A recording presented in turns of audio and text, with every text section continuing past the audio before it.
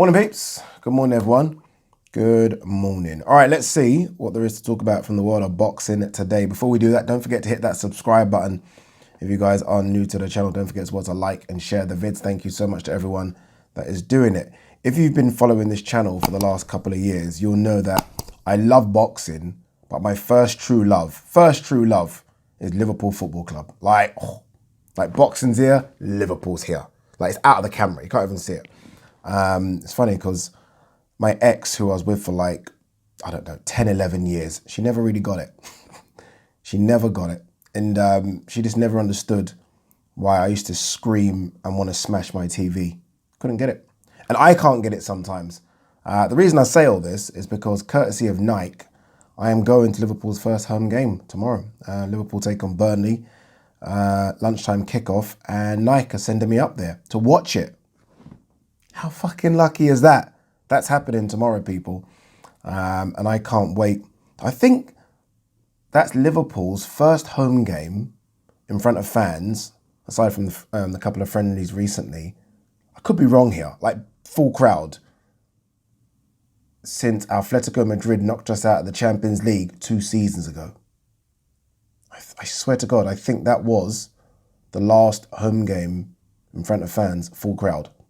They had, obviously, back end of last season, like, I think, 5,000 were in Anfield, but this is the first time, so the atmosphere is going to be madness, and I am going. I can't wait. One other thing I want to quickly say, Punch Perfect Box. Remember the name, because I think this kid's going to go a long way. Go to his YouTube channel, hit that subscribe button, really good content. I was on there the other day, and we was like going back and forth about boxing, so many different subjects, and he knows his shit. Young kid, but he knows his shit. It's funny because a lot of people ask me to come on, and I go on. I always go on to other people's channels, and I'm not quite sure where their boxing knowledge is, so I kind of just take a back seat, because everyone's knowledge is different, right? I mean, there are some hardcores who go really deep. Even I'm not that. So I was waiting to see what kind of knowledge he had of the sport. He knows his stuff. He knows his stuff. And I told him after that once we get to the studio and do the live watch-alongs, he's definitely a part of it. Definitely a part of it, because I just love his energy.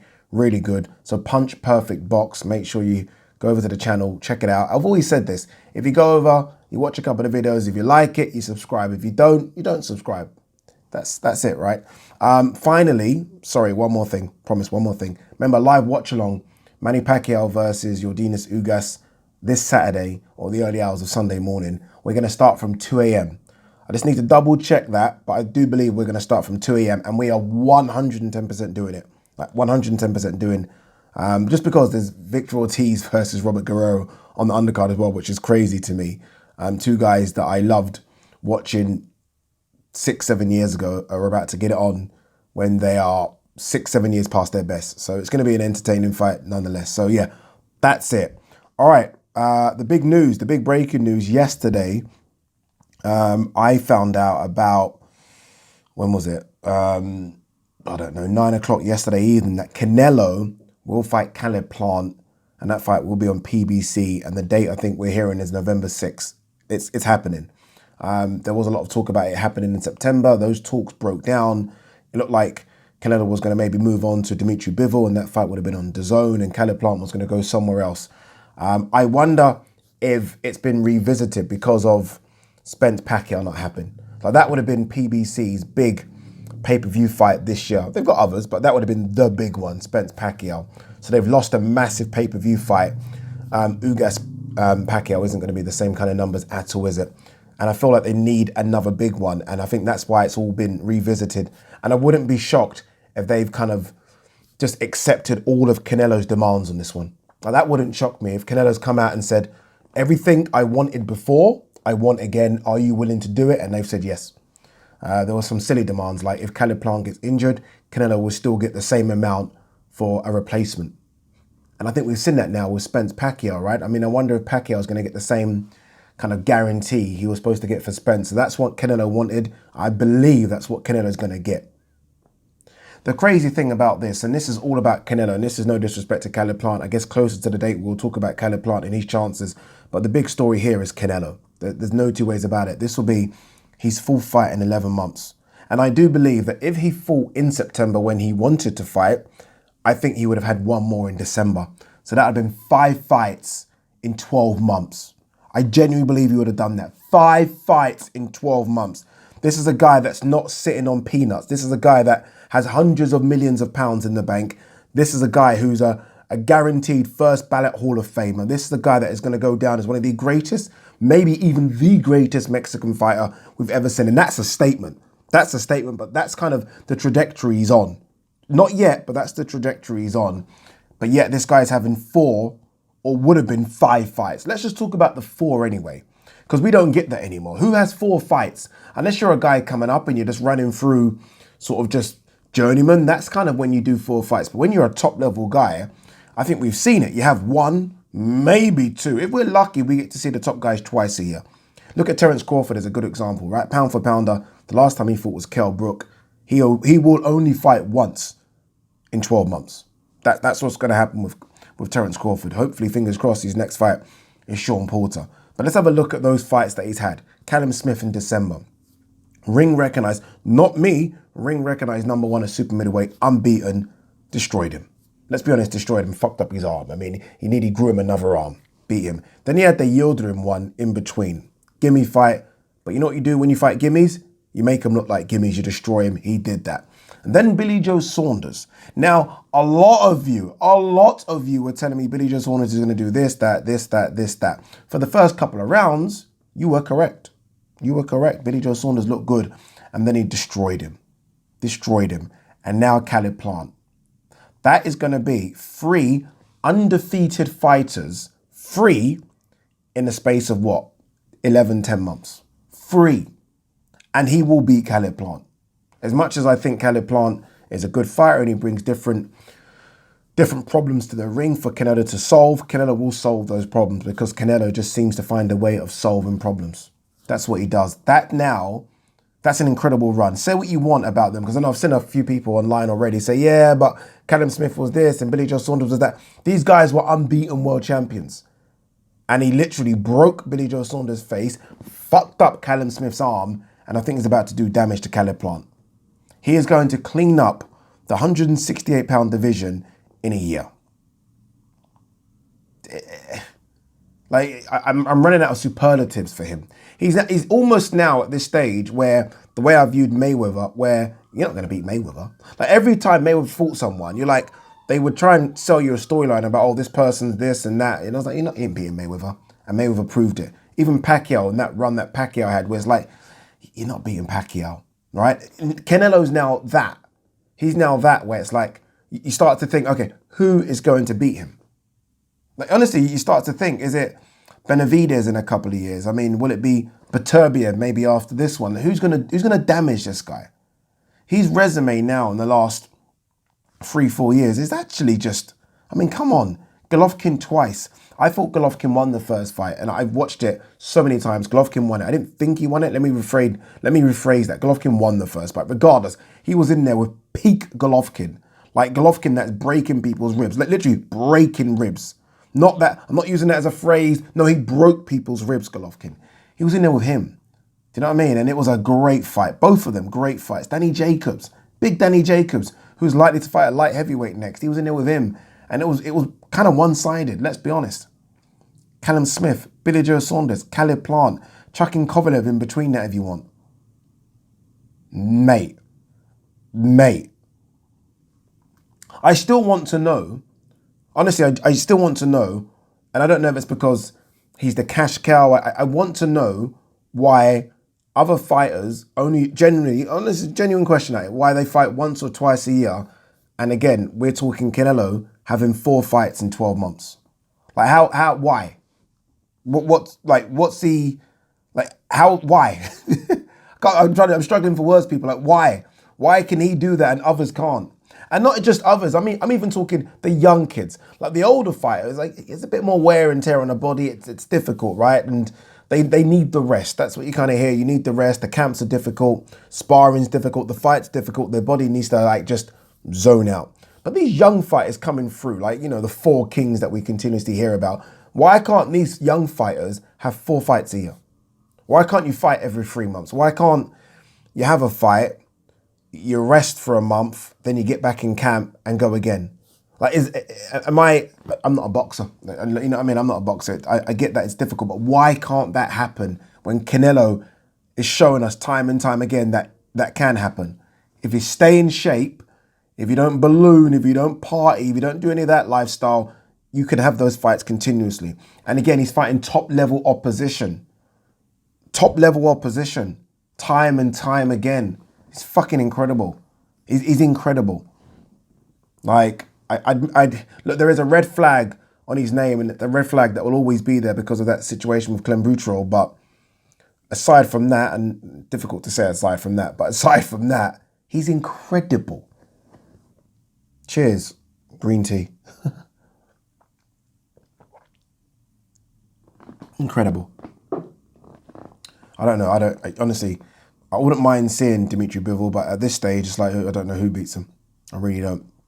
A bit here said Manny Pacquiao should have tossed his worthless WBA belt in the trash where it belongs. That would have been a statement. Like, why didn't he? He's not that kind of character, but like this bin the belt thing that's starting to gather some sort of momentum now. Like, if you're Pacquiao and how many belts has Pacquiao won? Like, fucking, I don't even know. What do you care about this? Honestly, that would have been one statement, right? Considering all that's going on with the WBA right now, I would love Manny Pacquiao. But Manny Pacquiao, obviously, look, he's this is the guy that's running for presidency. Do you know? Well, will soon be running for presidency.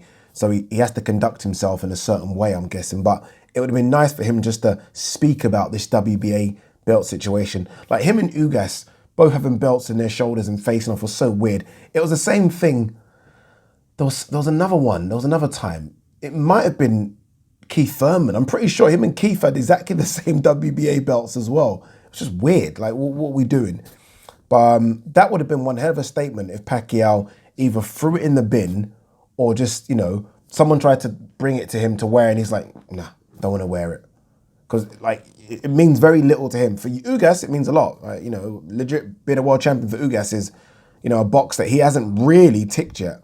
For Pacquiao, I mean, you've been a world champion since the 90s, man. You really don't need this. Really don't need it at all. All right, let's simply run through. I like this one. Manny Pacquiao would be open to the idea of facing Josh Taylor. Now, this has come about for a couple of reasons. Obviously, look, number one, Josh is undisputed at 140. Let's give him his flowers. He deserves it. The other one is because PACMAN did say that he does want to fight over here. Now, over here, you'd think immediately, oh, well, Amir Khan. Maybe not so. Maybe Josh Taylor's a bigger fight. I do think if Amir Khan were to beat Kell Brook at 150, 151, I do think Manny Pacquiao, Amir Khan should happen. Like, if Khan does come through Brook, then I'll just say, just give him the PACMAN fight. Considering, well, hopefully PACMAN comes through Ugas, just give it to him. Like, he's been wanting one of these big ones, Pac or Mayweather, for years, and he's never got them. So if he gets through Brook, then I think I would, and I think it would do bigger numbers. Khan versus PACMAN than Taylor versus PACMAN. Obviously, Taylor would want the fight, and you can understand why, but I think PACMAN Khan would do much bigger. Hay warns Fury, Wilder hasn't lost his power, has chanced against anybody. Yep. Fury has now gone into incognito mode. He's come off social media. I think when he says that, and I think he clarified it this time, that he's come off social media. So I'm guessing someone will handle his social media and do all his posts, but it's not him. Obviously, the fight isn't far away, you know. When is it? October 9th? That's not too... Is it 9th? It's not too far away. If it is the 9th, that's not too far away. So as much as I was absolutely livid that the fight was cancelled for August, I mean, we're not too far off it happening. Not too far. Did you see the face-off between Guerrero and Ortiz? Almost just looked like Ortiz was happy to be there. Don't get me wrong, you don't have to be sort of eyeball to eyeball fucking menacing like that, but it was almost just like eyeball to eyeball, talking to him, laughing, smiling, waving at the cameras. I'm like, oh man. Don't get me wrong, when they go in there, he will still throw hands. He will throw hands with mean intentions, but I don't want the face-off like that. I like mean faking. That's what they're supposed to be. These face-offs are supposed to be aggressive, and you know, I mean, I looked in his eyes and I could see he's scared. Well, no, they were just talking, laughing, joking, smiling. Yeah, not for me. I forgot that Anthony Yarde, there's a fight card coming up August 28th. Let's have a quick look at it. I say that because I am going to be there for Talk Sport. It's in Birmingham, I believe. I think it's Ennis Brown headline versus Sam Maxwell. Let's have a quick look. Yeah, Akeem Ennis Brown versus Sam Maxwell for the Commonwealth super lightweight title and British Boxing Board of Control's super lightweight title, so the British title. It's a good fight. That I don't know if you guys have seen their face-off, which got a bit heated. Exactly, that's exactly what I want. Their face-off got heated. I spoke to Dalton Smith a couple of weeks ago, and he wants to be like fighting these guys now. He's ready, so that's a good card. Good. I think that will be the main event. Anthony Yarde takes on a guy called Alex Terran. Let's have a quick look at this Alex Terran's record. He's 23-5. He's coming off a win against Adama Usmanu. Before that, he got beat by Uniski Gonzalez, got stopped. That was in December. Trying to see if there's anything on the record of note.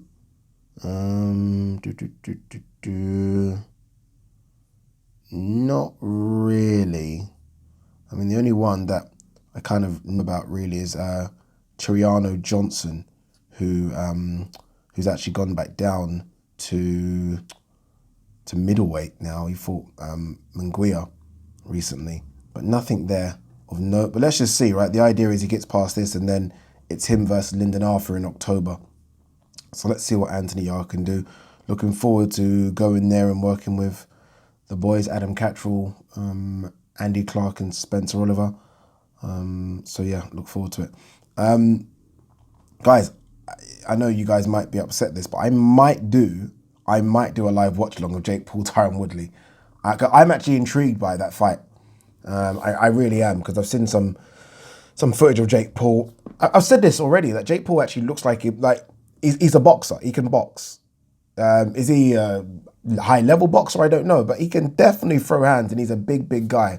And there's Tyron Woodley, who can throw hands, but is clearly on the slide, right? I'm intrigued by that, and also want to see what Daniel Dubois looks like out there as well.